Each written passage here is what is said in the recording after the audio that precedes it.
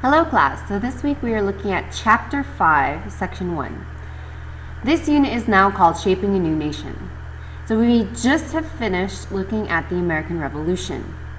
And the end of the American Revolution is, of course, Americans were able to separate from England. We're looking at experimenting with the confederation. Confederation is sort of looking at government, okay? Objectives we're going to be looking at is what is republicanism, identifying 3 basic issues during Articles of Confederation, and describe the political and economic problems that end up being faced in the Federation itself. So, the first thing where we start is we have the start of these 13 colonies become states. Now yesterday I had you guys look at a specific colony and how that colony developed. What's important to note about how these colonies become states? Well, first of all, a colony is talking about being connected to England as a government. But since they won their independence, all these colonies become states. What that means is that they have their own government or governing body.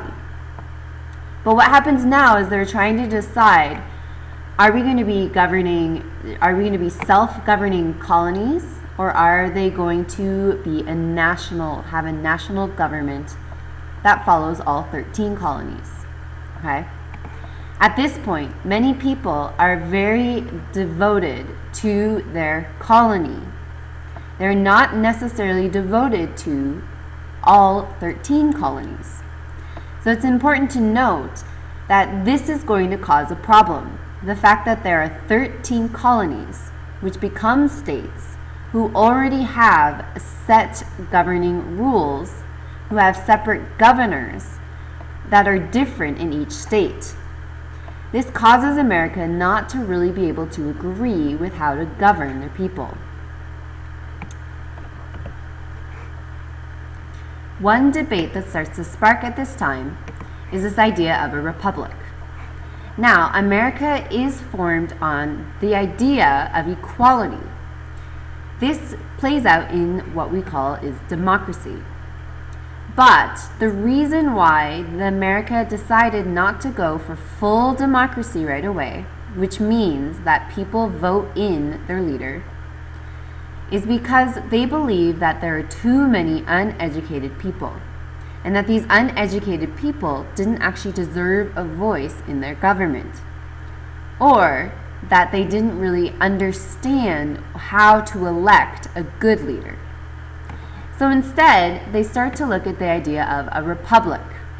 Now, a republic is still based on the idea of democracy, okay? It's still based on the idea of equality. But what ends up happening is these people who they think are uneducated, they actually get to pick a leader which will represent them in the government. We call these elected representatives, okay? The problem now arises is that yes, they decided that a republic was a good option for the US.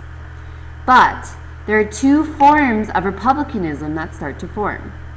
One is fronted by the man named John Dickinson.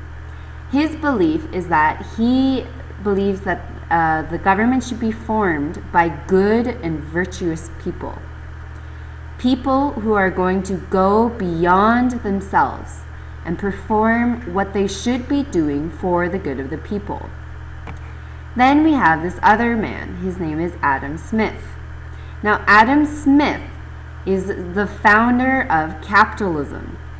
Capitalism is this idea of everyone pursuing their own interests. He basically says that competing is a good thing in economy and will allow for great success and will allow for a better economy in the end. This is the pursuit of your own interests, not the pursuit of going above and beyond yourself. These are the 2 different views of republicanism that form. While the American government, or while people have decided that they are going to go in this idea of republicanism, it's still hard to sort of agree amongst the states. So we have states producing different constitutions. Constitution is a document of laws or that people should be abiding by. So many states limit the power of the government or the government leaders. That is one thing that all states can agree on, limiting the power of their leaders. That way, a leader cannot take over a state and rule as a dictator or a tyrant. This ensures that there is always going to be ideals of democracy in the state. But one thing that they do stress at this time is they stress the idea of liberty and not equality. Now, the reason why they stress liberty is because at this time, there wasn't equality in their society. Of course, it is white men who have the only right to vote. Women, even though women contributed a lot during the war and were a great part of the war, they were still not allowed to vote. This also happens for African American slaves. As we know, there's still quite a bit of slavery in the South. And this allows them to keep them as slaves. It again extends to Native Americans as well. So the reason it's not stating equality and liberty instead is because they don't really want to accept women, African American slaves, and natives in this idea of equality. The only place that actually allowed women to vote was in New Jersey. But this ended up being a formality. What that means is they actually forgot to specify white males. And they ended up taking away women's right to vote very early on. Political precedents. So the reason why it is difficult for the U.S. to decide on what is the best or most ideal Republican government is because there are not many examples in a current situation. So what this means is that their only examples in history of a Republican is ancient Greece, Rome during the Roman Empire, and Italian city-states. And all three of these examples, they did not last. They were not sustainable. Okay? So the U.S., whenever they're trying to look to another country to sort of see how they're going to model their government, they realize that no one has done what they have done before. At this point in Europe, most places are still controlled by a king or a queen. And the U.S. has already decided that they are not going to do that. Another problem arose when they were trying to discuss Republican in the United States. The fact is, there are 13 colonies who are now states that have joined the United States. But the problem is that each colony is a different size, has a different population, and different variety of people. And there's a debate that goes on that should every state have the same amount of representatives. For example, the state of Pennsylvania was heavily populated compared to the state of Georgia. Now, should Georgia have the same amount of power in the government as Pennsylvania? This was the sort of thing that they were discussing and they were arguing over at this time. What they do believe in the Congress is that they believe that every state should be represented. That means that every state at least gets one vote. Now, what they were deciding was that states with more population may get more than one vote. With the continued debate over a republic democracy, the U.S. then decides to create a new type of government. They call this government a confederation or an alliance. What this means is that there is going to be a national government as well as a state government. And both the national government, which means all 13 states involved, and the state government, which means each state has its own government, they're going to share the power. These are called the Articles of Confederation. This means that certain laws are going to be assigned to the state to decide, while other laws will be assigned to the national government. An example of this in today would be things like education in the U.S. The budget for education in the U.S. is decided by the state, not the country as a whole.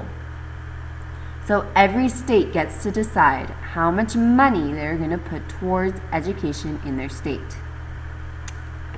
Another example would be a national law, a law decided by the country as a whole, would be if the U.S. was going to go to war. That would be decided in the National Congress, not by state power. One thing that they overlooked, though, with this Articles of Confederation was they did not have an executive or court system. Now, a court system is important to establish and to enforce laws. So this is going to cause problems later on in the U.S., the fact that they do not have a court system.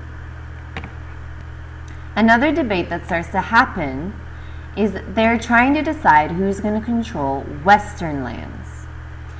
Now, at this point, we have certain states are starting to expand westward. The reason is that they have the space to do so.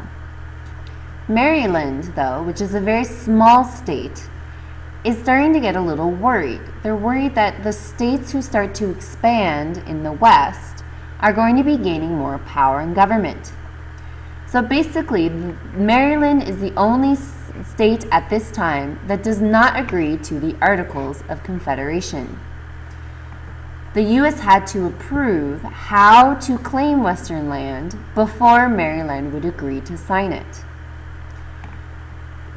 Eventually, Maryland does sign it, and in March of 1781, we have the Articles of Confederation are going into effect. That means this is the start of the American government. As you can see on this map, we have the 13 colonies, and here's Maryland. Again, we see that Maryland is quite small. So here we have is the map of where other states have staked claim. So an example we have is this area is claimed by Virginia, areas are claimed by Massachusetts. This is why Maryland disagrees with the Confederate. They want to have some sort of rule of how to form a territory in the West. They do this by three ways. This is called the Land Ordinance of 1785, and it's creating a plan of how to survey Western lands. Now the three steps is first to put in a governor of an area in the West. The second is to gain over 6,000 members in that town. Once they have 6,000 members, they can start to create a constitution.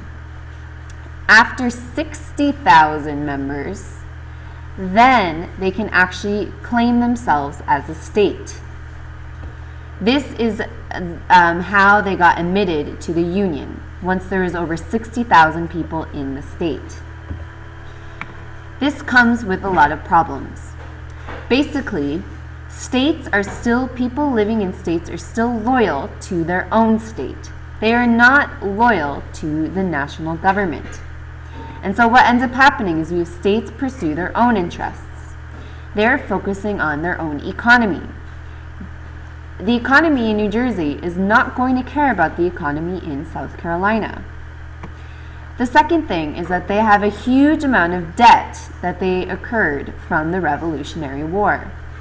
Debt that they owed to many different people. One example, Rhode Island decides to reject a tariff on imports. We also have this idea of borrowers versus lenders. People who have borrowed money are now requiring to pay high taxes on the money they owe. This is putting a lot of farmers in debt, and many people are going to be losing their land. The last thing is we have some foreign relations happening as well. The US has not paid their debts to Britain from the war. We will look more at this in class as well.